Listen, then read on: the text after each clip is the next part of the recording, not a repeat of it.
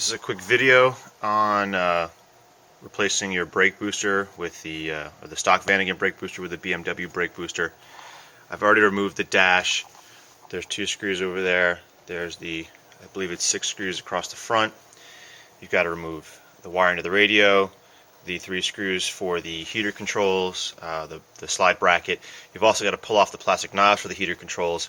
Try not to break them when you pull them off. The 4 bolts that hold the steering wheel in place. What else do we have there? There's the 2 screws on this end of the dash. You've got the instrument cluster with all of its wiring. Just unplug. And then if it's a synchro, you've got the knobs and its control panel down there. You pull off the lower plastic control. You undo the 4 screws in the ends, the 6 across the top. You pull the dash off as long as all the wires are off. You can see the dash is there.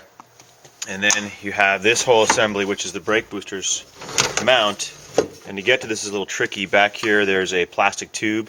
You need to remove that plastic tube. And then there's a little molded plastic tube over here. You want to remove that. And then it's difficult, but you can get to the 4 bolts that hold the brake booster to this bracket. They go through here. I just used a ratchet with a short and a ratchet with a deep socket to get to these 4 guys here from the back side. Then the brake booster has the brake master cylinder mounted to it with 2 studs. You just undo those 2. You can leave the brake system closed. I just moved it out of the way. Once you've got the 4 screws to the brake booster off, you can actually just remove the whole brake booster. Oh, sorry, I'm lying. You've got one more clip in the back of the brake booster, and that is the little pin that goes through this clevis and has a pin with a cotter pin. You have to just pull the cotter pin out and then pull the little guy out here. Where is it? Here it is. So it's one of these jobs. It's got a little pin in it, a little cotter pin. Pull it out, and to get to that you've got to come in from this side. It's kind of tight, but you can see it. So a pair of needle nose in there, you pull that clip, then the brake booster can come off, and then you're left with this big bracket.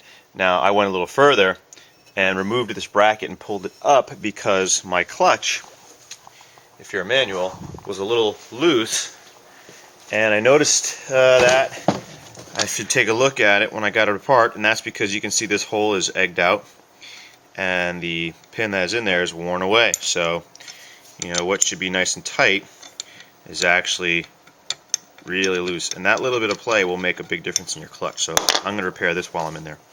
But once you've got that all back together, then you'll replace it with the BMW brake booster. I'll show you that.